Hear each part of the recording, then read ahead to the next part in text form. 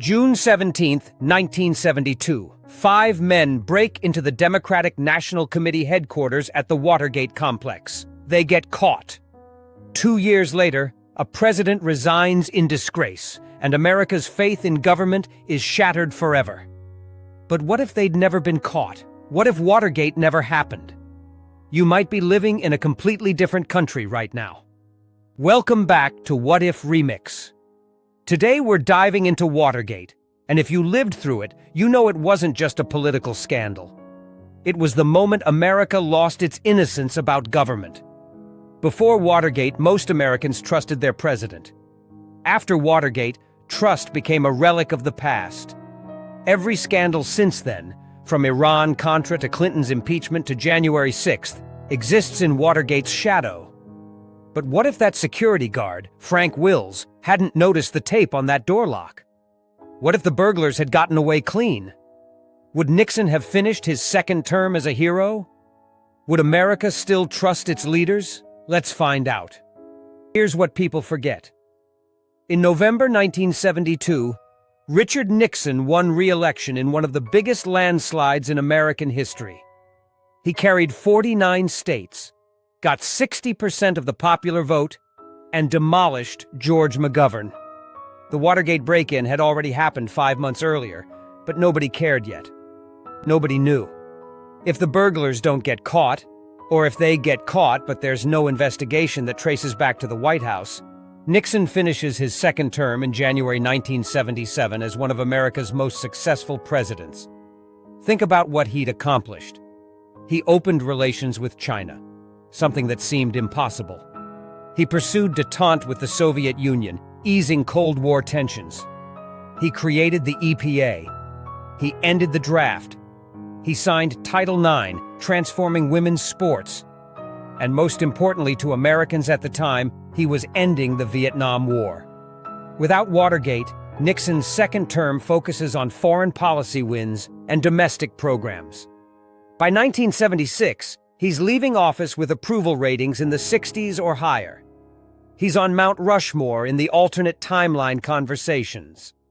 His vice president, Spiro Agnew, who actually resigned in 1973 for corruption, but might have survived without Watergate scrutiny, potentially becomes president in 1977.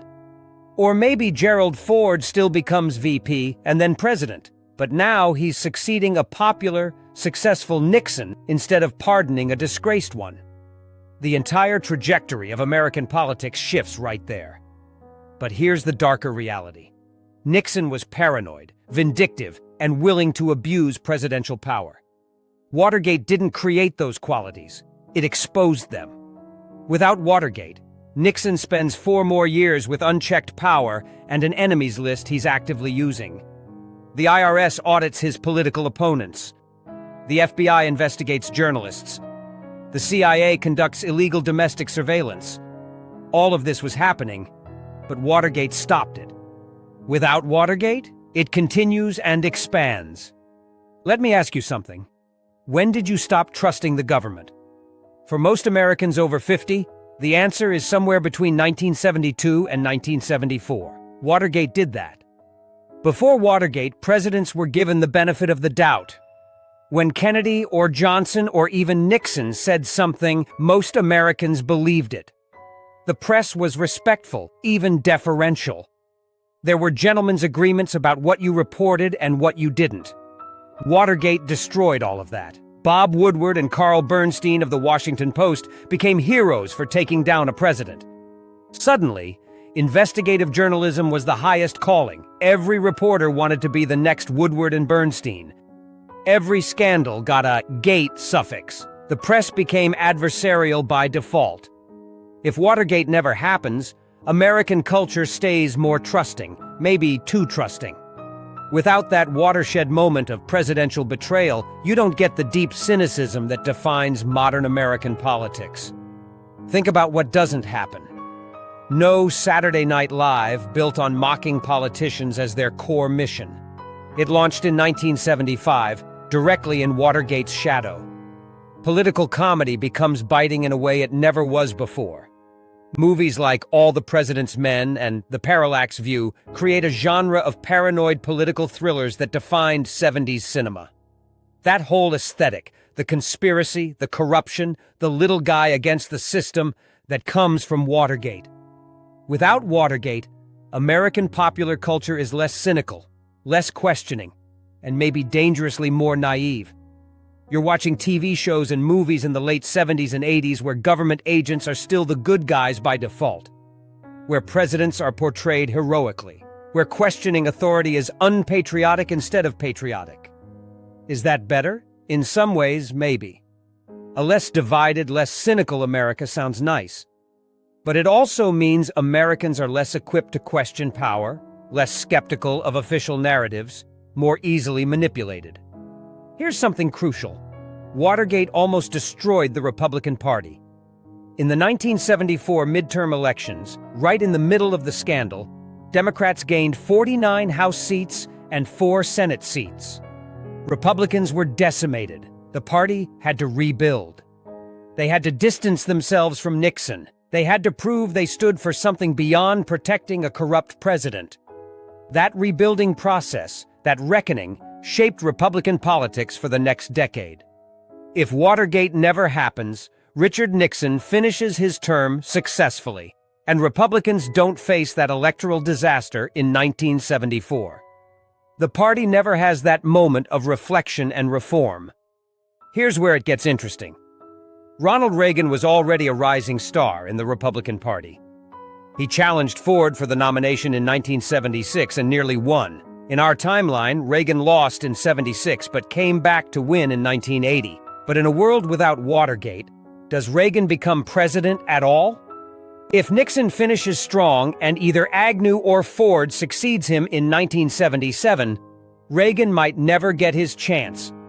Maybe Agnew serves 2 terms, 1977 to 1985, and Reagan's moment passes.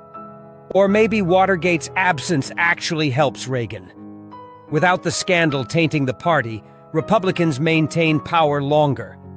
Maybe Reagan wins in 1976 instead of 1980, giving him a full decade in office instead of 8 years. The ripple effects are enormous. No Jimmy Carter presidency means no Camp David Accords, no Iran hostage crisis, no Malaise speech. The entire political landscape of your adulthood looks completely different. But here's the darker possibility. Without Watergate exposing executive overreach, presidents from both parties feel emboldened to abuse power. The imperial presidency that Watergate temporarily checked, it grows unchecked. By the 1980s and 90s, presidential power is far greater than it actually became, with fewer oversight mechanisms and less public scrutiny. Let's talk about something you might not have thought about. Watergate created modern investigative journalism. Before Watergate, most reporters didn't seriously investigate the president. There was an unspoken rule. You don't go after the president like that. You respect the office. Woodward and Bernstein broke that rule, and their source, Deep Throat, FBI's Mark Felt, revealed in 2005, helped them expose a massive cover-up that went straight to the Oval Office. They won a Pulitzer Prize. They became celebrities.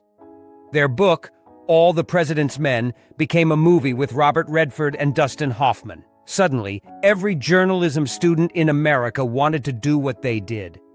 Investigative journalism became prestigious. Exposing corruption became the goal. Without Watergate, none of that happens. At least not the same way. In a timeline without Watergate, investigative journalism stays marginalized. Reporters who dig too deep get frozen out by their sources in government. Editors don't back aggressive reporting against the White House because there's no proof it pays off. The Washington Post doesn't become the powerhouse it became. What does that mean for later scandals? Iran-Contra in the 80s.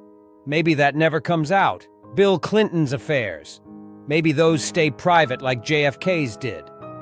The Iraq War's false WMD claims. Maybe nobody challenges them effectively. The financial crisis. Maybe the warning signs get less coverage. Without Watergate establishing that investigative journalism can take down a president, you have a less informed public and more powerful politicians who face less scrutiny. The press becomes what it was before: deferential, respectful, and ultimately toothless when confronting presidential misconduct. But here's the flip side. You also don't get the adversarial gotcha journalism that drives many Americans crazy today. The media isn't constantly looking for scandals. Politics becomes less of a blood sport. Politicians aren't assumed to be corrupt until proven otherwise. Is that trade-off worth it? That depends on whether you think an aggressive, skeptical press is protecting democracy or destroying it. Here's the most important consequence. Watergate led directly to reforms that limited presidential power. After Nixon resigned, Congress passed a wave of legislation to prevent future abuses. The War Powers Resolution of 1973 limited the president's ability to commit troops without congressional approval. The Privacy Act of 1974 restricted government surveillance of citizens. The Foreign Intelligence Surveillance Act of 1978 required warrants for domestic spying. The Ethics in Government Act of 1978 created special prosecutors for investigating executive branch misconduct. All of these laws came from Watergate. Without Watergate, they don't happen. At least not then, maybe not ever. Think about what that means. Presidents in the 80s, 90s, and 2000s have far more unchecked power. They can use intelligence agencies against political enemies with less oversight. They can commit military forces more freely. They can stonewall investigations more easily. Fast forward to 2001 and 9/11. In our timeline, President Bush used expanded executive powers, but still faced some congressional and judicial checks. In a world without Watergate's reforms, those checks barely exist. The war on terror becomes even more expansive, with even less oversight. By 2026, you're living in an America where presidential power is dramatically greater than it actually is. Whether that president is Republican or Democrat, they face fewer legal constraints, less congressional oversight, and a public that's been conditioned for 50 years to trust presidential authority rather than question it. And here's the really scary part.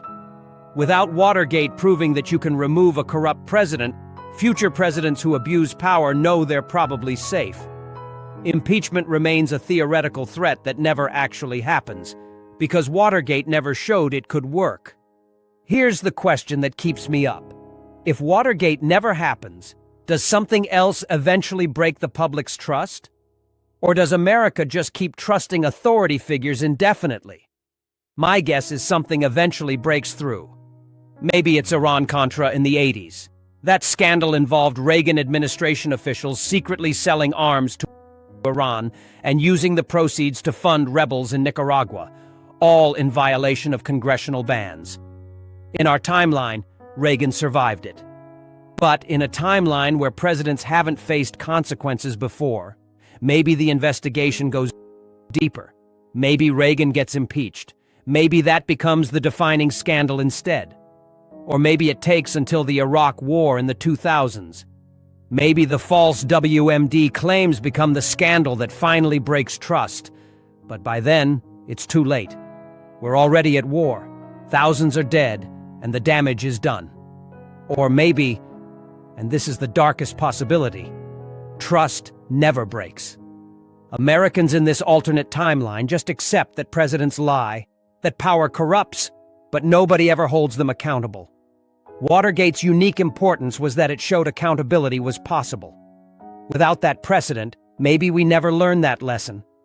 What if Watergate never happened? Richard Nixon finishes his second term as a successful, popular president. The Republican Party never faces its 70s reckoning. American culture stays more trusting and less cynical.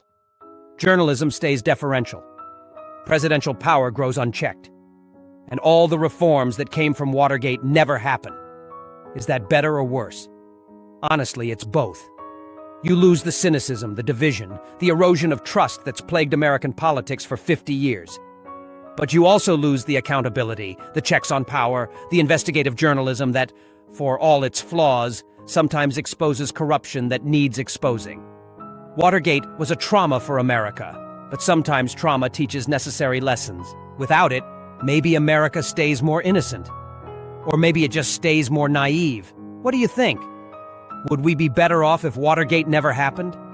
If you remember watching Nixon resign on TV, tell me what that moment meant to you in the comments. Because for everyone over 50, Watergate isn't ancient history. It's the moment your relationship with government changed forever.